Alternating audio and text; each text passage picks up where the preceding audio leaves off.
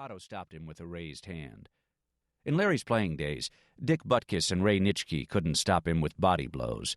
Now this 150-pound Harvard grad could silence him with but a wave.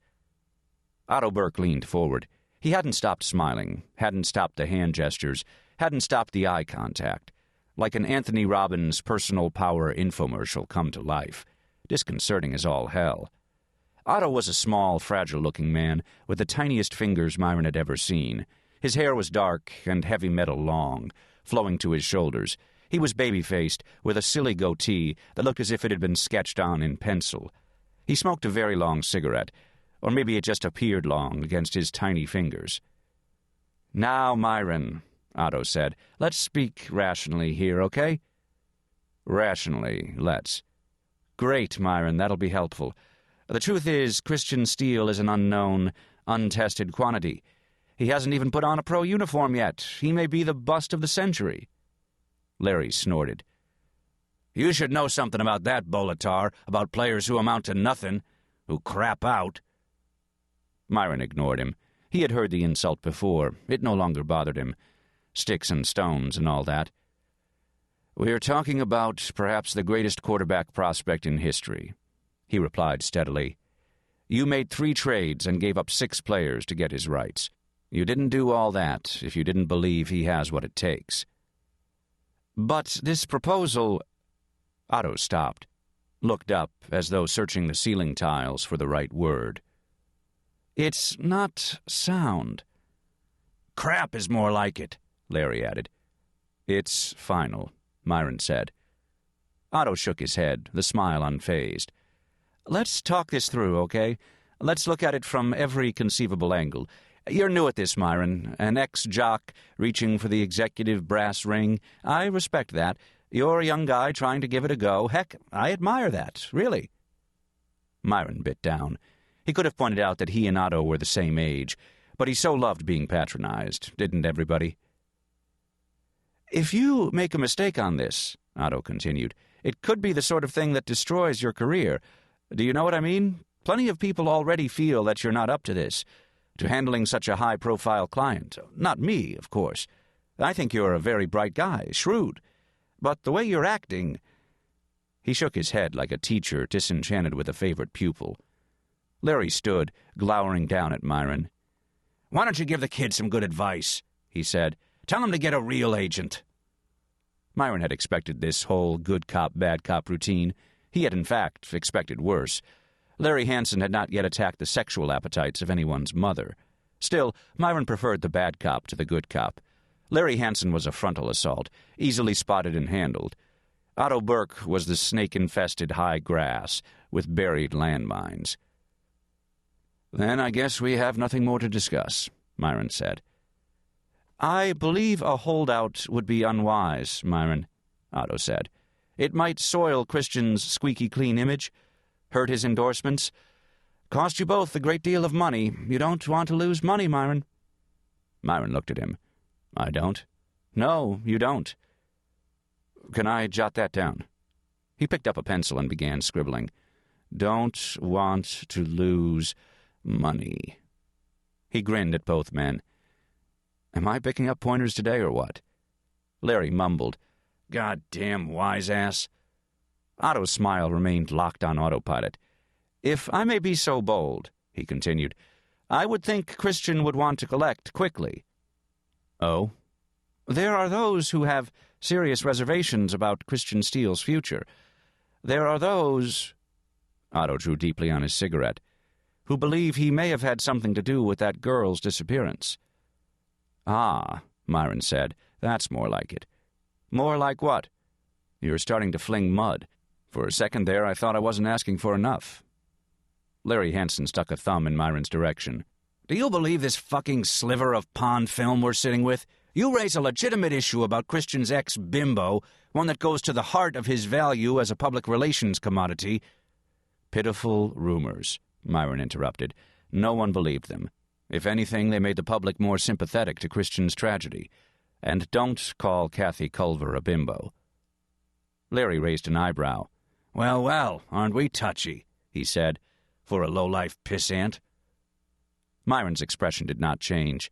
He had met Kathy Culver 5 years ago when she was a sophomore in high school, already a budding beauty, like her sister, Jessica. 18 months ago, Kathy had mysteriously vanished from the campus of Reston University. To this day, no one knew where she was or what had happened to her. The story had all the media favorite tasty morsels: a gorgeous co-ed, the fiancée of football star Christian Steele, the sister of novelist Jessica Culver, a strong hint of sexual assault for extra seasoning. The press could not help themselves. They attacked like ravenous relatives around a buffet table. But just recently a second tragedy had befallen the Culver family. Adam Culver, Kathy's father, had been murdered 3 nights earlier in what police were calling a botched robbery. Myron wanted very much to contact the family, to do more than merely offer simple condolences, but he had decided to stay away, not knowing if he was welcome. Fairly certain he wasn't. Now, if... There was a knock on the door. It opened a crack, and Esperanza stuck her head in. "Call for you, Myron," she said. "Take a message. I think you will want to take it." Esperanza stayed in the doorway. Her dark eyes gave away nothing, but he understood. "I'll be right there," he said. She slipped back through the door. Larry Hansen gave an appreciative whistle. "She's a babe, Bolitar." "Gee, thanks, Larry. That means a lot coming from you." He rose. "I'll be right back." "We don't have all goddamn day to jerk off here." "I'm sure you don't." He left the conference room and met up with Esperanza at her desk. "The meal ticket," she told him. "He said it was urgent." Christian Steele. From her petite frame, most would not guess that Esperanza used to be a professional wrestler. For 3 years, she had been known on the circuit as Little Pocahontas. The fact that Esperanza Diaz was Latina, without a trace of American Indian blood, did not seem to bother the Flow, Fabulous Ladies of Wrestling, organization. A minor detail, they said. Latino, Indian, what's the difference? At the height of her pro wrestling career, the same script was played out every week in arenas all over the U.S. of A. Esperanza, Pocahontas, would enter the ring wearing moccasins, a suede-fringed dress, and a headband that lassoed her long black hair away from her dark face. The suede dress came off before the fight, leaving a somewhat flimsier and less traditional Native American garb in its stead. Professional wrestling has a pretty simple plot, with painfully few variations.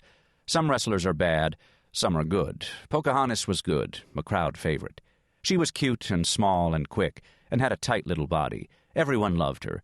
She would always be winning the fight on skill, when her opponent would do something illegal, throw sand in her eyes, use a dreaded foreign object that everyone in the free world except the referee could see, to turn the tide.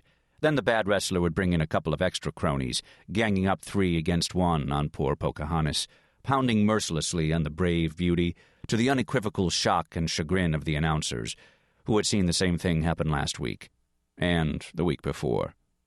Just when it seemed there was no hope, Big Chief Mama, a mammoth creature, charged out of the locker room and threw the beasts off the defenseless Pocahontas.